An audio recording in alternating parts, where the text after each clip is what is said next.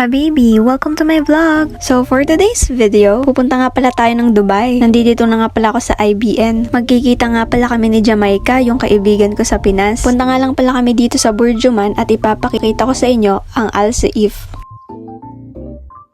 Pumunta nga pala kami dito para makita namin yung old Starbucks. Sikat kasi itong pasyalan dito sa Dubai. At habang nagkakape ka nga, nakikita mo yung mga boat.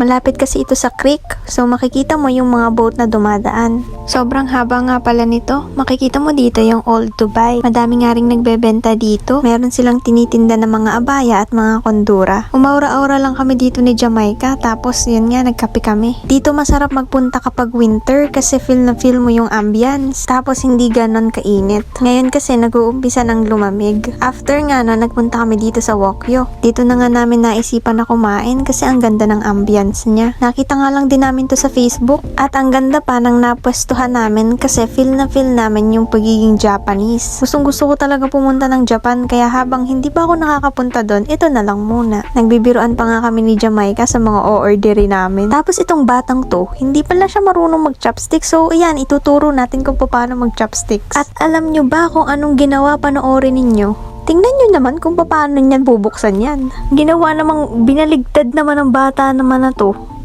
Tawang-tawa talaga ako dyan.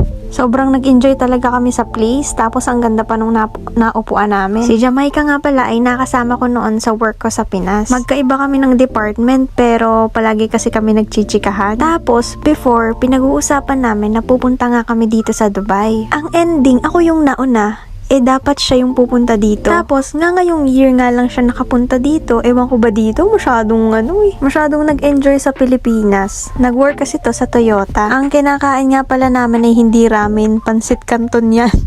Charot. At habang kumakain nga pala kami, itong aming view. Pagkatapos namin kumain, pumunta nga pala kami sa ticketing office nila. Sasakay kasi kami ng bangka.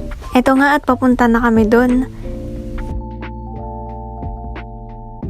Nung nakaupo na nga kami, sabi namin, parang inarkila na natin tong bangka na to. Tapos tawa ng tawa tong si Jamaica, ewan ko ba. Pag pupunta nga pala kayo dito, dapat alam niyo yung terminal nyo. Kasi may iba-iba pala silang ruta. Ang ginawa kasi namin pabalik, basta na kami sumakay ng bangka. Akala namin yung sasakyan namin ay yun pa rin ang pabalik. Hindi naman pala. Ang ending, nakaapat na sakay kami ng bangka. Ganun kami kagaling. Tapos sobrang init, lagkitan na kami dito. Halos dikit-dikit pa naman kami sa bangka. Pero okay na rin kasi na-experience naman namin na lumiba ng creek.